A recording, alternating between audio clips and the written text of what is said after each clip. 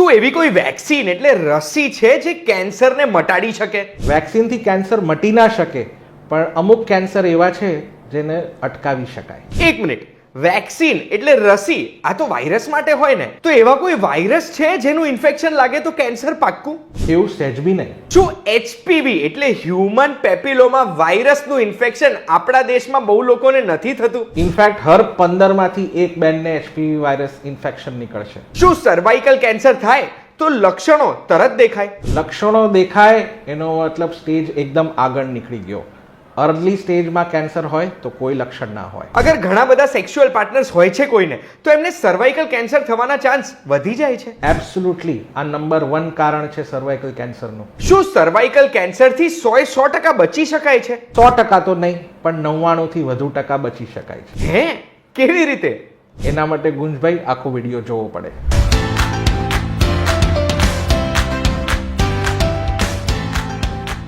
એક વાત કહું, આપનું સ્વાગત છે. મારું નામ છે ગુંજ ઠક્કર. એક એવું કેન્સર છે જે કેન્સર આપણે પ્રિવેન્ટ કરી શકીએ છીએ, રોકી શકીએ છીએ, અને એની માહિતી લોકો સુધી નથી. અને એ માહિતીના અભાવને કારણે આપણા દેશમાં લગભગ દર વર્ષે 1.5 લાખ લોકોને સર્વાઇકલ કેન્સર આવે છે.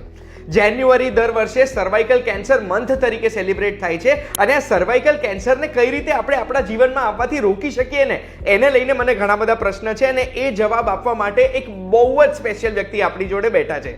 વ્યક્તિ કોણ છે? તો ડોક્ટર વિરાજ લવિંગિયા સર. સર, સૌથી પહેલા તો થેન્ક યુ સો મચ, તમે તમારા આટલા બિઝી સ્કેડ્યુલમાંથી અમને ટાઈમ આપ્યો છે. સરને તમે જોયા હશે એક વાત કહુંમાં, જ્યારે સરે આપણને એવું કીધું હતું કે 4થા સ્ટેજના કેન્સર પછી પણ લોકોને કેન્સર મુક્ત કરી શકાય છે. અને એ વિડીયો બહુ જ લોકો સુધી ગયો છે અને કદાચ બહુ લોકોને મદદ પણ કરી હશે. સર હેડ છે ડિપાર્ટમેન્ટ ઓફ મેડિકલ ઓન્કોલોજીના શેલ્બી હોસ્પિટલમાં, અને 15 વર્ષથી વધુ એક્સપિરિયન્સ છે સરનું.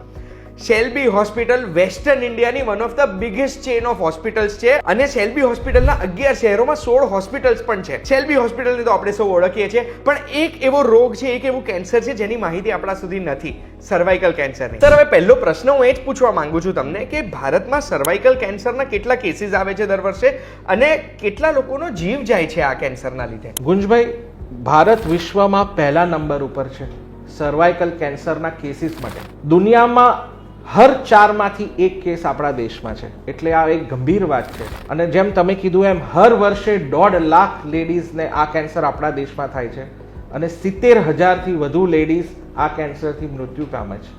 ઇનફેક્ટ આપણે જોઈએ તો હર 7મી મિનિટે એક બહેનનું મોત થાય છે. આમાં આપણો વિડીયો પતશે ત્યાં સુધી એક લેડીઝ આ કેન્સરથી હારી જશે. એટલે આ કેન્સર એક ગંભીર પ્રોબ્લેમ છે આપણા દેશ માટે. એટલે 1.5 લાખ કેસ આવે છે, એમાંથી 70,000 સ્ત્રીઓ જીવ ગુમાવે છે. એટલે આ લગભગ 50% મોર્ટાલિટી રેટ થઈ ગયો આ કેન્સર.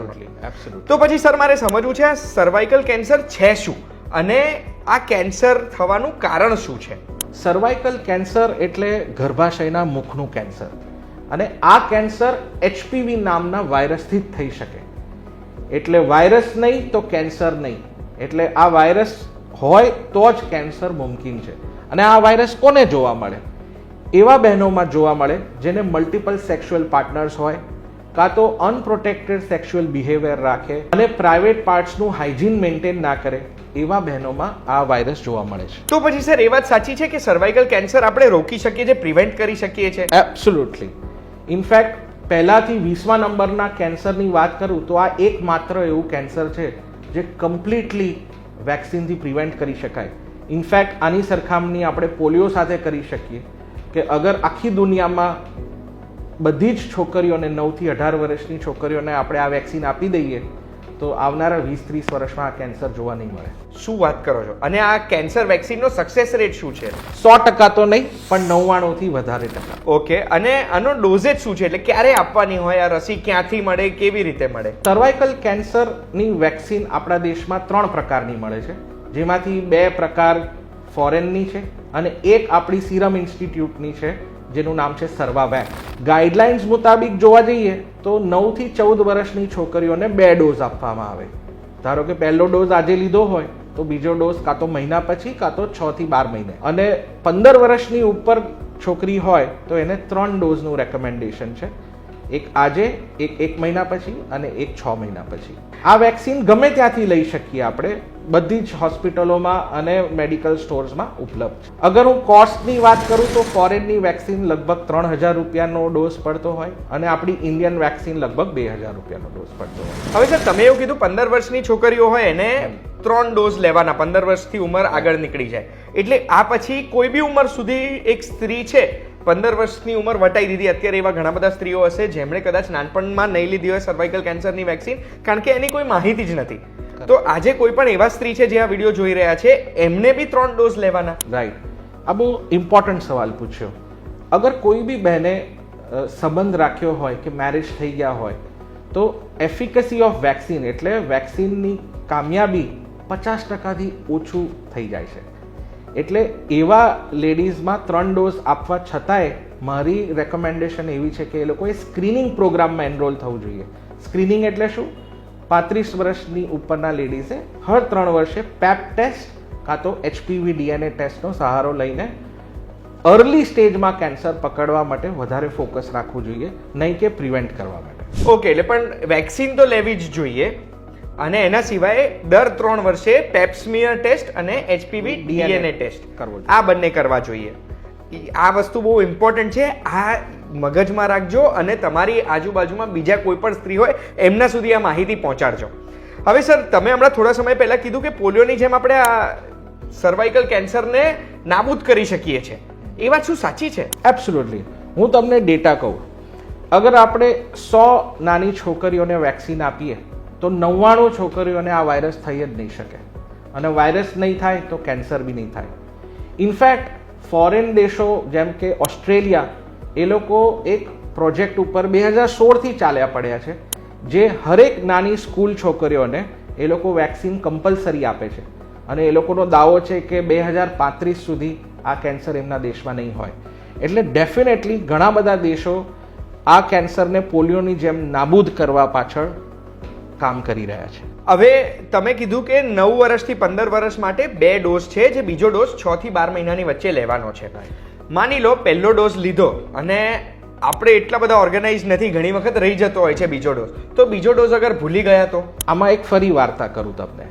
2009માં ઇન્ડિયાએ આ વેક્સિનનો પ્રોજેક્ટ ચાલુ કર્યો હતો જેમાં ગુજરાત અને આંધ્રપ્રદેશે પાર્ટિસિપેટ કર્યા હતા, બટ કંઈક કારણના લીધે એક જ વર્ષમાં આ પ્રોજેક્ટ બંધ થઈ ગયો. પણ ત્યારે 15,000 છોકરીઓને લગભગ આ વેક્સિન મળી હતી, જેમાંથી 5,000 છોકરીઓને 1 ડોઝ મળ્યો હતો, 5,000 છોકરીઓને 2 ડોઝ મળ્યા હતા અને બીજી 5,000 છોકરીઓને બી 2 ડોઝ મળ્યા હતા, પણ 6 મહિનાના અંતરમાં. હવે 10 વર્ષે જ્યારે એ છોકરીઓને જ્યારે આપણે સ્ટડી કર્યો ત્યારે જોયું કે ત્રણેયમાં કોઈ ફરક જ નહોતો. એનો મતલબ 1 ડોઝ બી લીધો હોય તો ઇફેક્ટ એબ્સોલ્યુટલી એવી જ હતી જેવી 2 ડોઝમાં હોય.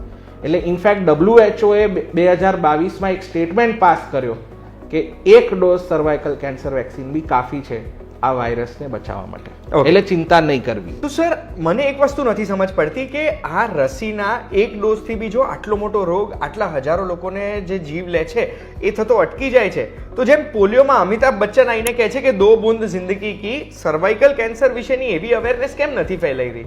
ઇનફેક્ટ આપણે જોઈએ તો લાસ્ટ યર પૂનમ પાંડેનો એક સ્ટન્ટ થયો હતો. એ સાચો છે કે ખોટો એમાં હું તો નહીં બોલું કંઈ, પણ એના લીધે હોસ્પિટલમાં ઇન્ક્વાયરી ખૂબ જ વધી ગઈ હતી વેક્સિન વિશે. ઘણા બધા મા બાપો એમના દીકરીઓ માટે અમને ઇન્ક્વાયરી માટે આવ્યા અને હું બહુ જ ગ્લેડ છું કે આ વર્ષે મેં જોયું કે આપણા ફાઇનાન્સ મિનિસ્ટર નિર્મલા સીતારામને બી cervical cancer vaccine as a part of budget નોંધ્યું છે. એટલે ગુંજભાઈ મને ખાતરી છે કે આવનારા 5 વર્ષમાં આપણા જેવા વિડીયોઝ અને આ બધા મીડિયા દ્વારા આની અવેરનેસ ખૂબ જ વધશે. હું કોન્ફિડન્ટ છું. વાવ. તો પછી સર મારે એ જાણવું છે કે કોઈ પણ દીકરીના માતા પિતા છે એમને તમે શું મેસેજ આપવા માંગો છો? સમાજમાં પોતાના સંતાનને લઈને જાગૃત રહો. આપણા દેશમાં અનફોર્ચ્યુનેટલી દીકરીઓને હંમેશા સેકન્ડ પ્રાયોરિટી મળી છે. તો મારી વિનંતી છે હર પેરેન્ટ્સને, હર મા બાપને કે છોકરી 9 વર્ષની ઉપર હોય તો આ વેક્સિન જરૂર અપાવજો. વાવ. હવે સર મને જેટલા પ્રશ્ન થતા હતા એ તો મેં તમને પૂછી લીધા, પણ હું તમારી સાથે બી એક ડેટા શેર કરવા માંગુ છું. હમણાં રિસેન્ટલી આપણા રોડ ટ્રાન્સપોર્ટ અને હાઈવેઝના મિનિસ્ટર નીતિન ગડકરીજીએ એક ડેટા શેર કર્યો કે 2024માં લગભગ 1,80,000 જેટલા લોકોએ પોતાનો જીવ ગુમાવ્યો રોડ એક્સિડન્ટ્સમાં. હવે 1,80,000 લોકોએ જીવ ગુમાવ્યો એટલે એ લોકો કેટલી બધી સ્કીમ્સ લાવે છે કે રોડ એક્સિડન્ટ્સ ઓછા થાય આપણા દેશમાં, એક્સિડન્ટને કારણે લોકોનો જીવ જવાનો ઓછો થાય. એ સ્કીમ્સ બધી સારી છે જેનાથી ગોલ્ડન અવરમાં લોકોને ફાયદો થાય, કેશલેસ ટ્રીટમેન્ટ મળે છે, જેના ઉપર એક વાત કહું મેં તમને માહિતી આપેલી જ છે. પણ મારે એ જ કહેવું છે કે હવે તો આશા આવનારા 5 વર્ષ 10 વર્ષમાં મારી એ જ છે આપને મળ્યા પછી કે સર્વાઇકલ કેન્સર રોગની અને એની રસીની માહિતી વધુમાં વધુ લોકો સુધી પહોંચે અને 70,000 સ્ત્રીઓ જે પોતાનો જીવ ગુમાવે છે આપણા દેશમાં દર વર્ષે, એમના માટે પણ કોઈક પગલાં આગળ લેવાય. સૌથી પહેલું પગલું સર આમાં તમે લીધું છે, જેના માટે એ અને હું અમે બંને તમારા આભારી છે. Thank you so much sir આવી માહિતી અમારા સુધી પહોંચાડવા માટે. અને એક વસ્તુ હું તો સમજી ગયો છું, જેટલી વખત હું શેલ્બી હોસ્પિટલ આવું, ડૉક્ટર વિરાજ લવિંગિયાને મળું છું, મારું મગજ ખોલી કાઢે એવું કંઈક ઇન્ફોર્મેશન મને મળે છે. પછી એ સ્ટેજ 4 કેન્સરને રિવર્સ કરવાની વાત હોય કે પછી એવું કોઈ કેન્સરની વાત હોય જે કેન્સરને આપણે 99.99% પ્રિવેન્ટ કરી શકીએ છીએ. આ વિડીયોની માહિતી ખૂબ જ જરૂરી છે, દરેક વ્યક્તિ સુધી પહોંચાડવાની જવાબદારી તમારી ઉપર છે. હવે આવી માહિતી માટે એક વાત કહું, જોતા રહેજો, આપણે ફરી મળીશું. ધન્યવાદ.